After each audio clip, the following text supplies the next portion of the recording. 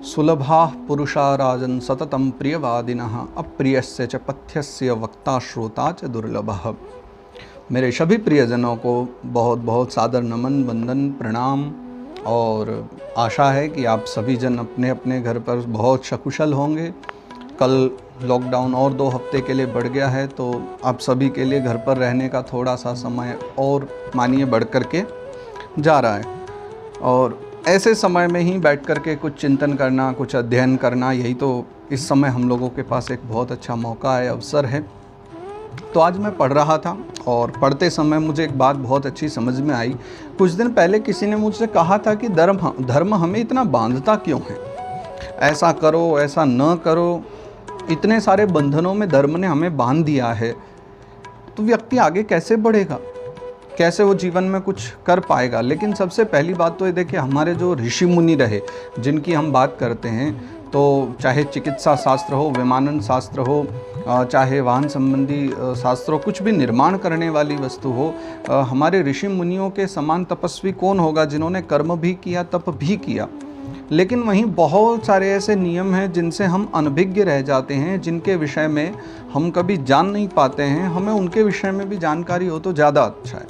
जैसे जीवन में बहुत सारे ऐसे समय आ जाते हैं जब हम लोग धर्म पूर्वक कार्य नहीं कर सकते, कुछ क्षण के लिए कुछ ऐसा मौका आता है, तो उस समय हम लोग कह देते हैं कि आपत्ति काले मर्यादा नास्ति, आपत्ति काल में मर्यादा का पालन करना आवश्यक इतना नहीं रहता है। तो धर्म ने हमें एक मौका तो दिया है कि आप अगर ऐसी विपदा आन पड़े तो ठीक है, जो परिपक्व है धर्म में वो नहीं छोड़ेगा, लेकिन आवश्यकता आन पड़ने पर जो थोड़ा कमज़ोर है उसको भी धर्म को त्यागने की आवश्यकता नहीं है कि हम इस धर्म के अनुरूप चल ही नहीं सकते। हाँ, थोड़ी सी छूट मिल जाती है। जैसे कि ये विदुर नीति का एक श्लोक पढ़ा कि सुलभा पुरुषा राजन् सततं प्रियवादिनः प्रियस्य च पथ्यस्य वक्ता श्रोता च दुर्लभ। प्रिय बोलने वाले तो बहुत मिल जाएंगे, लेकिन ऐसा प्रिय जो सत्य हो, क्योंकि शास्त्र कहता है ना कि सत्यम ब्रूयात प्रियम ब्रूयात, सच बोलो सच बोलो सच बोलो। ये तो हम बचपन से सुनते आ रहे हैं, पैदा होते ही बच्चे को कहा जाता है सच बोलो, फिर भी सारी ज़िंदगी झूठ बोलते हैं। आप खुद विचारो, हमारे जीवन के एक दिन में ही हम न जाने कितनी बार झूठ बोल देते हैं। क्या ये पॉसिबल है, संभव है कि हम लोग सच बोल करके जीवन यापन कर सकें? एक्चुअली नॉट, नहीं हो सकता। ये हम करते ही नहीं हैं। झूठ बोले बिना किसका जीवन चलता? बहुत छोटी छोटी बातों में हम लोग झूठ बोल देते हैं। लेकिन सत्यता तो ये है कि आप जब शास्त्रों का अध्ययन करें तो आप भागवत जी को पढ़ें, और भागवत जी में एक श्लोक आता है जो बलि वामन प्रसंग के समय में है, और शुक्राचार्य उस समय बलि को समझाते हैं कि सामने जो आए हैं, एष वैरोचने साक्षात भगवान विष्णुरव्ययः कश्यपाददितेर्जातो देवानाम कार्य साधकः। ये देवताओं का कार्य बनाने के लिए आए हैं, साक्षात नारायण हैं। अतः तुमने जो संकल्प देने जा रहे हो वो मत दो, और इनको कुछ भी देने की आवश्यकता नहीं। बलि बोला, नाना गुरुदेव ऐसा थोड़ी होगा, एक बार वचन दे दिया सो तो मैं दूंगा, झूठ थोड़े ही ना बोलूँगा। तो गुरु जी कहते हैं कि नहीं, 7 जगह ऐसी हैं जहाँ तुम झूठ बोल सकते हो। और देखो, शास्त्र के अंदर भी एक राक्षसों के जो गुरु हैं वो सिखा रहे हैं कि आवश्यकता पड़ने पर व्यक्ति झूठ बोलता ही है। तो स्त्रीषु नर्म विवाहे च वृत्त्यर्थे प्राण संकटे गौ ब्राह्मणार्थे हिंसायाम नानृतम स्यात् जुगुप्सितम। आपके लिए थोड़ी सी जगह निर्धारित कर दी है कि स्त्रियों के मध्य में बैठ करके हास परिहास चल रहा है, झूठ बोल ही देते हैं वहाँ पर। नर्म अर्थात हास परिहास में आपस में मित्रों से मजाक करते हुए। विवाहे च, कन्या के विवाह आदि में जब अड़चन आती है तो उस समय भी एक आध दो झूठ प्रायः सब बोल ही देने पड़ते हैं, और बोलते भी हैं लोग, जैसा कि हमने देखा है। और वृत्त्यर्थे, जब अपना पूरा धन कहीं जाता हो, वर्षों की मेहनत से कमाया हुआ जाता हो, लोग वहाँ बचाने के लिए झूठ बोलते हैं। प्राण संकटे, प्राण संकट में पड़े हों तो अपने प्राणों की रक्षा के लिए थोड़ा बहुत झूठ बोल देते हैं। और गौ ब्राह्मणार्थे, गौ और ब्राह्मण की रक्षा के लिए झूठ बोल देते हैं। हिंसायाम, अगर कहीं हिंसा हो रही हो तो किसी की रक्षा करने के लिए। तो तात्पर्य क्या है कि धर्म बांध नहीं रहा है कि आपको धर्म को त्यागना पड़े। हम धर्म के अनुरूप जीवन जी सकते हैं, लेकिन आवश्यकता पड़ने पर ये झूठ अगर बोले जाएं तो नानृतम स्यात् जुगुप्सितम।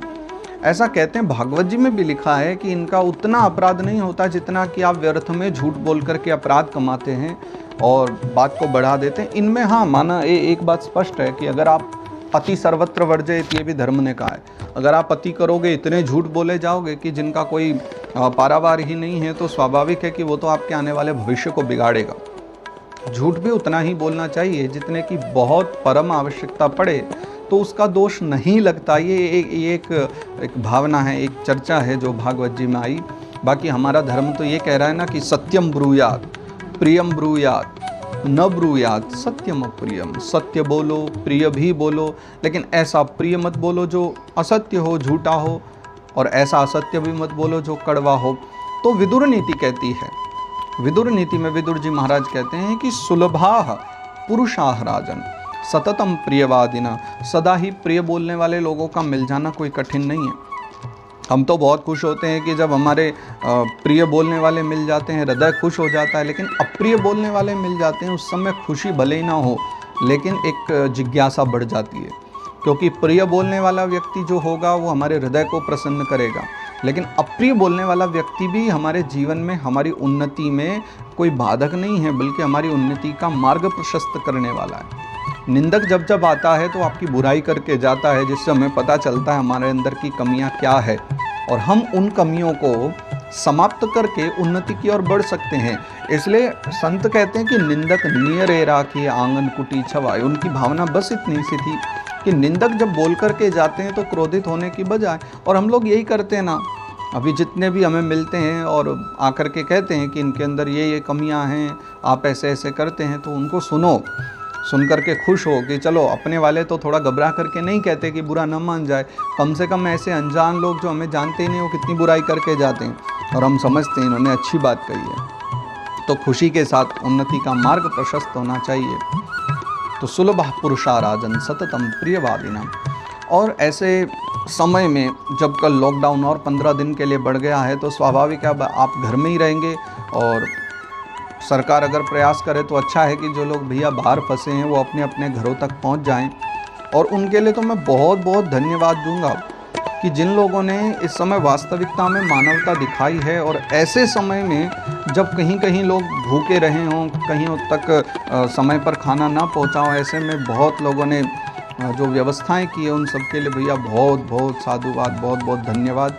वास्तविकता में आपने मानवता का सही एक चित्रण किया है।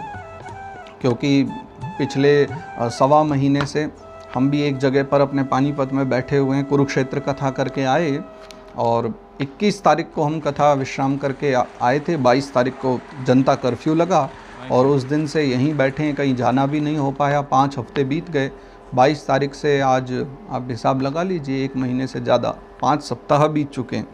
और जहाँ कभी 6 दिन नहीं रुकते थे, अब 1 हफ्ता तक, 5 सप्ताह तक, 1.25 महीना एक स्थान पर बैठ करके धर्म चर्चा करना, और वो भी स्वयं से, किसी और से नहीं, स्वयं में आत्मचिंतन करना, स्वयं में अध्ययन करना, और समय को इसी प्रकार व्यतीत कर रहे हैं। आप लोग भी अच्छा करते रहिए। और जो लोग बाहर सेवा में लगे हैं, जो ग्रीन जोन में हैं, ऑरेंज जोन में हैं, या रेड जोन में भी जो बाहर निकल करके मानवता की सेवा कर रहे हैं, उन सब के लिए तो मैं सादर प्रणाम करता हूँ, आप सबको साधुवाद देता हूँ। भगवान आपको इतना दे, खूब आप उन्नति करो, खूब उन्नति करो और सदा सर्वदा करते रहो। श्री गिरिराज महाराज सब पर कृपा बनाए रखे। इसी के साथ आप सभी के चरणों में राधे राधे। जय श्री कृष्णा, जय श्री राम।